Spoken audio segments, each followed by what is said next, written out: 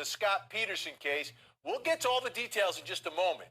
But I do realize that that case was a while ago, and maybe not everyone remembers who Scott Peterson is, or maybe you're too young to even know who Scott Peterson is.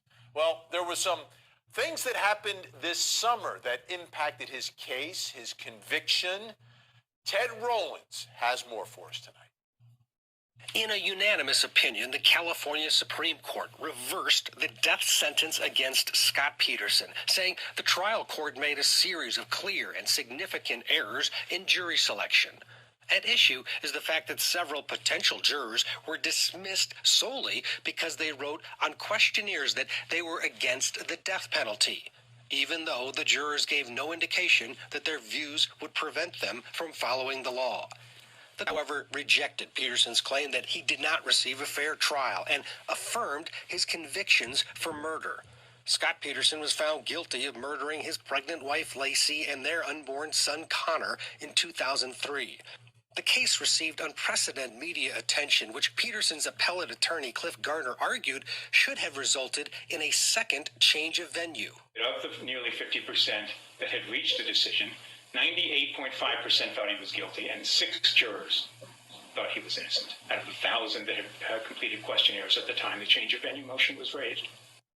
The Supreme Court rejected that argument, saying the publicity the Peterson trial generated, like the trials of O.J. Simpson and the Manson family, and any other number of so-called trials of the century before them, was intrinsic to the case, not the place. Therefore, the court found that moving the trial to another location a second time would not have solved the problem of excessive publicity. Peterson's other arguments, that jurors should not have been able to stand in his boat during jury deliberations and that cadaver dog evidence was flawed, were also rejected by the court. California has not carried out a death sentence since 2006 and currently has a moratorium on executions. All right, now let's get to today's enormous news, and we're going to bring in the guy who knows more about this case than anyone other than the lawyers, including Strawberry Shortcake, Court TV anchor Ted Rowlands, with us tonight. All right, I'm sitting down. Everyone at home, sit down, please. This is the big news, the big headline for today. So Scott Peterson's getting a new trial, but it's not the new trial that he wanted. It is a retrial of the penalty phase. The state Supreme Court said he needs to either have life without parole, or if you want to retry him, Stanislaus County in Modesto, California, go ahead. You can do that. Well, today we found out that prosecutors there said, yes, we want to retry Scott Peterson for the penalty phase, meaning they're going to bring in a new group of jurors and ask this group of jurors, should this individual get the death penalty? That's all that's on the table for this group of jurors. There's another case pending, another appeal pending. We'll talk about that later. But what we found out today was the big news. Most people thought, oh, they're not going to retry the penalty, but they'll just let him rot in jail for the rest of his life. No, they want to retry him for the death penalty. They want his death penalty back on the table. They want him to go to death row and wait in line to be executed by the state of California. It was a big day, and one would think it was a horrible day for Scott Peterson. Well, I talked to his lawyer, Pat Harris, this afternoon, and he says, not really. Actually, this is good news for us, too. Take a listen. I think it's a good thing for Scott Peterson because it's going to give us a chance to do 15 years later what we had hoped to do back in 2005, which was to show a jury that, in fact, he was and should not be put to death. And I think that we'll have a new opportunities. There's going to be, because of the circumstances here and the fact that there's going to be new jurors, we're going to have to go through the evidence again, even though it's just the death penalty phase. We would have to go through all the evidence again. So I think it gives us new opportunities to show his innocence. So I think it's a positive thing for him in the long run.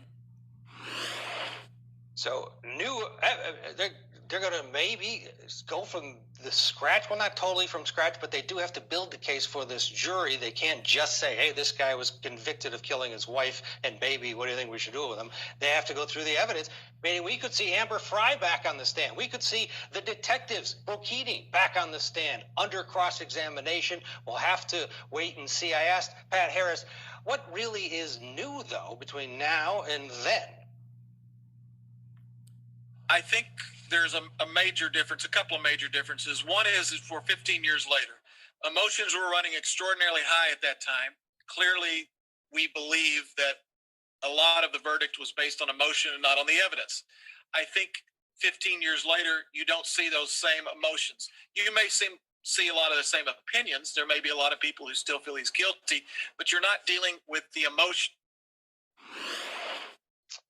Today, Vinny, in Modesto, Stanislaus County, where I think we first met in that courtroom, J.D. Peterson was there, Joe Peterson was there, a handful of members of the media, others joined by Zoom. Scott Peterson was in attendance from San Quentin wearing a blue mask and a blue prison uniform. He did not say anything. He was not addressed by the judge or anybody, but he just sat there with his mask on, listening.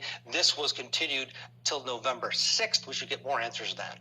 All right, so for everyone at home, this is going to be the trial. I mean, I've covered a few of these retrials of the penalty phase, and the evidence comes in. You have to put the evidence in. You need to put the evidence in because you need the jury to understand what this man did to Lacey and what he did to Connor. And to understand that, you've got to try the case. So we're going to see the retrial of Scott Peterson, and it's going to be absolutely amazing. How did he look? I know he had the mask on. How's the hair looking? Because he used to have dark hair until he was trying to flee, and then he jumped in the pool, he said, and the chlorine turned it red. Is he kind of getting like me now a little bit, a little salt and pepper, or maybe a lot of salt, not so much pepper? What's going on there?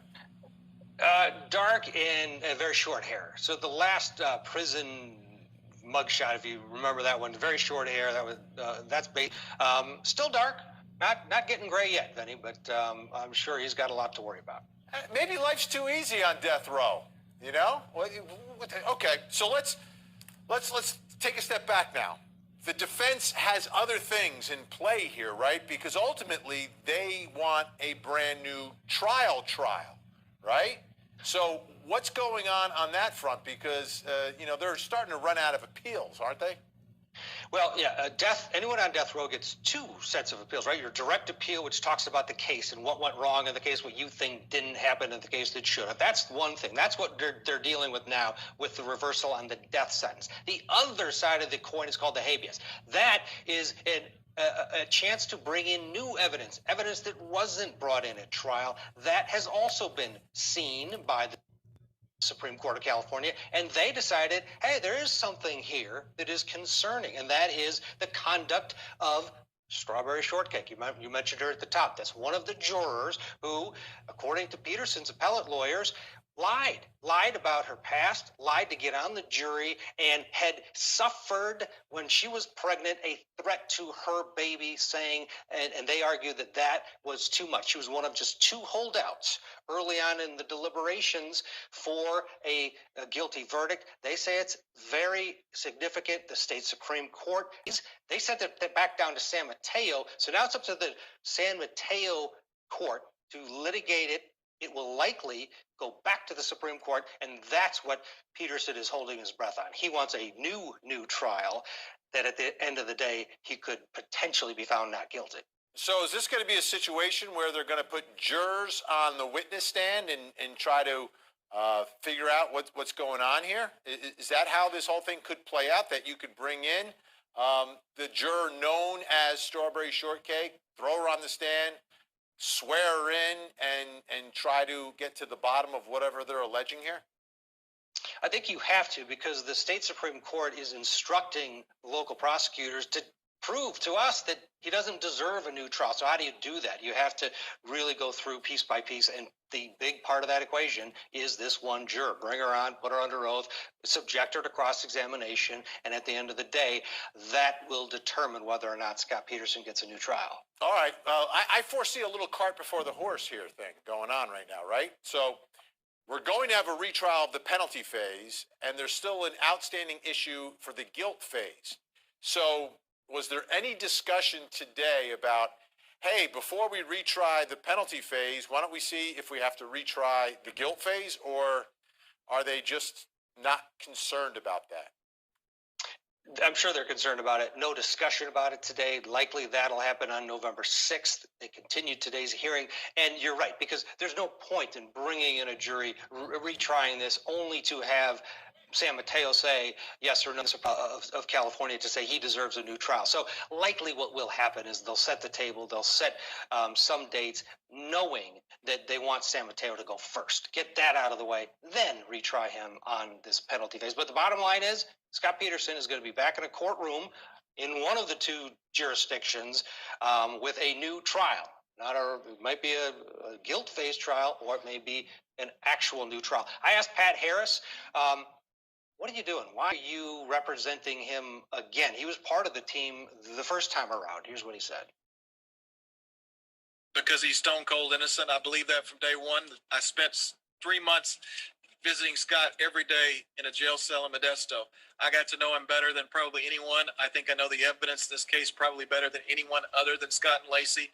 I believe, and I have believed from the very beginning, he is innocent. I think the evidence shows that. The investigation that's been done over the last 15 years simply adds to that and makes it clear that he's an innocent man. And as any, I believe, this is why lawyers go to law school.